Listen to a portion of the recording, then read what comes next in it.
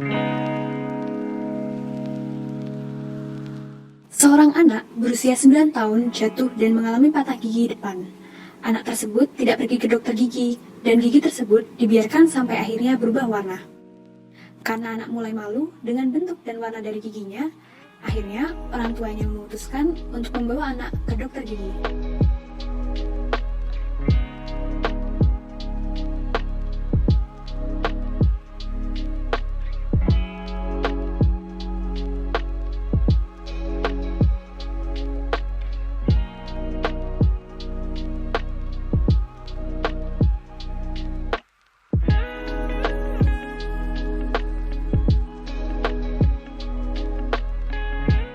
Halo semuanya, nama saya Dr. Gigi Elsa. Kali ini saya akan menjelaskan mengenai regenerative endodontic procedure. Selamat menyaksikan ya. Mungkin di sini ada yang udah tahu regenerative endodontic procedure itu apa? Sepertinya banyak yang belum tahu ya. Kalau gitu langsung aja dibahas yuk. Jadi, regenerative endodontic procedure merupakan prosedur perawatan yang dilakukan untuk mengganti jaringan pulpa yang rusak atau akar gigi yang rusak dengan jaringan yang layak untuk mengembalikan fungsi normal dari struktur pulpa dan dendrit gigi. Nah, bisa dilihat nih dari kedua gambar di atas ini. Kalau gambar yang sebelah kiri, terlihat kan kalau akar giginya belum tertutup sempurna. Supaya akar giginya dapat tertutup sempurna, maka dapat dilakukan perawatan regeneratif endodontik. Nanti hasilnya akan seperti gambar yang sebelah sini. Terlihat kan akar giginya mulai menutup? Lalu permasalahan apa yang dihadapi oleh dokter gigi dari kasus sebelumnya? Jadi pada saat umur 9 tahun, gigi permanen anak tersebut masih dalam keadaan imatur. Nah, gigi dalam keadaan imatur itu adalah gigi yang masih dalam proses pembentukan, sehingga akar giginya belum menutup sempurna. Dan apabila gigi ini mengalami trauma atau karies, yaitu lubang pada gigi, nanti gigi tersebut pada akhirnya akan kehilangan vitalitasnya dan mati. Pastinya kita tidak ingin kan hal itu terjadi. Oleh karena itu, supaya gigi tersebut dapat diselamatkan, ada beberapa hal yang dapat dokter gigi lakukan. Antara lain seperti kedua perawatan ini. Yang pertama, ada perawatan apeksifikasi, di mana nanti gigi akan dibersihkan terlebih dahulu, kemudian ditutup dengan bahan yang dapat merangsang penutupan akar gigi.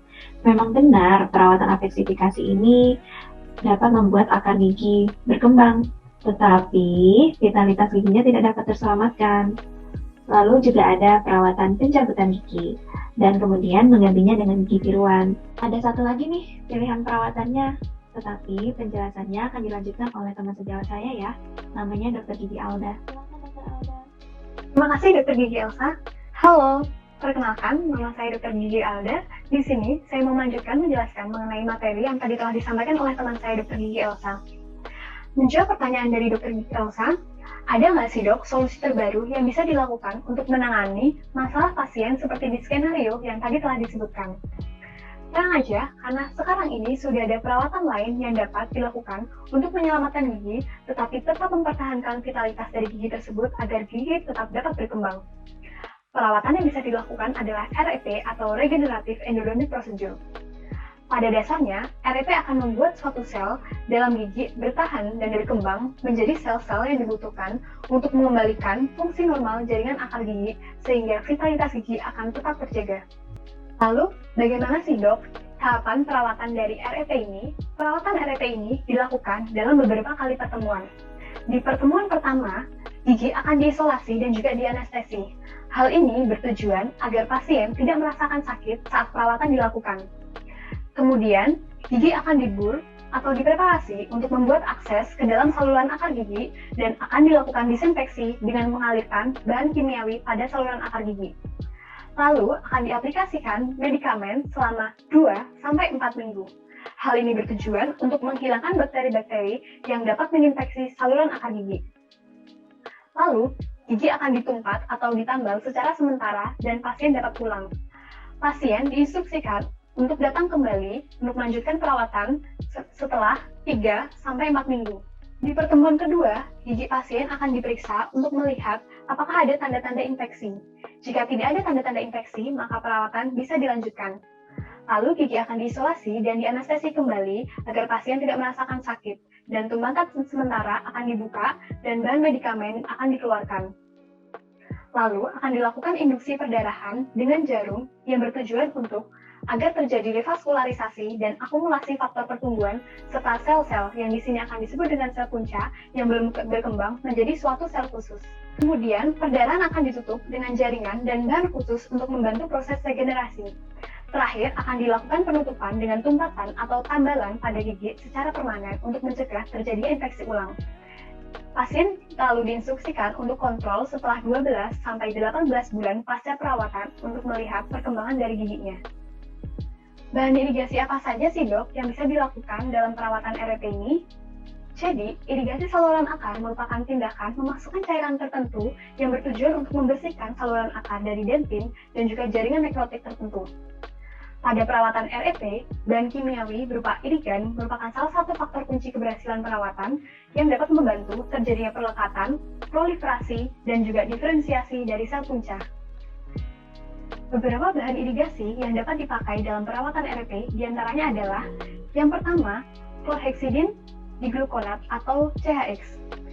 Chlorhexidin efektif melawan Candida albicans dan Enterococcus faecalis. Chlorhexidin ini sangat mempengaruhi kelangsungan hidup dari sel punca dengan cara yang bergantung pada konsentrasi. Bahan ini tidak memiliki efek samping dibandingkan dengan EDTA dan NaOCl. Chlorhexidin juga memiliki efek sitoksik terendah dibandingkan bahan irigasi yang lain. Lalu bahan irigasi yang kedua adalah asam sitrat.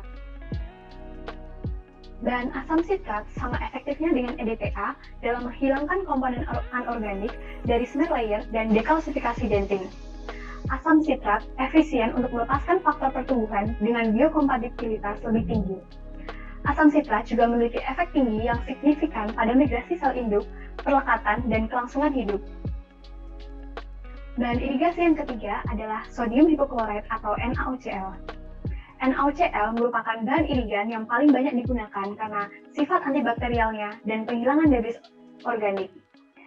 Tetapi, ditemukan ternyata efek NaOCl kurang baik terhadap sel-sel punca yang diharapkan dapat berkembang. NaOCl bisa beracun dan dapat mengiritasi serta memiliki efek toksik pada sel punca. Bahan irigasi keempat adalah etilen diamine tetracetic acid atau EDTA. EDTA merupakan bahan irigasi dentin saluran akar yang mampu menghilangkan lapisan smear layer dan dapat meningkatkan kelangsungan hidup dan perlekatan sel punca pada dinding saluran akar dentin. EDTA merangsang pelekatan sel punca ke dentin dan mendorong migrasi dan diferensiasinya menjadi sel seperti odontoblas. Bahan ini juga menstimulasi pelepasan faktor pertumbuhan yang dapat membantu pertumbuhan sel punca menjadi sel akar. Ini yang dapat saya sampaikan, kurang dan lebihnya mohon maaf. Semoga apa yang telah disampaikan dapat bermanfaat dan menambah pengetahuan teman-teman. Saya Alda dan teman saya Elsanti. Kami mewakili kelompok tutorial 1 mengucapkan terima kasih. Sampai jumpa di lain waktu. Assalamualaikum warahmatullahi wabarakatuh.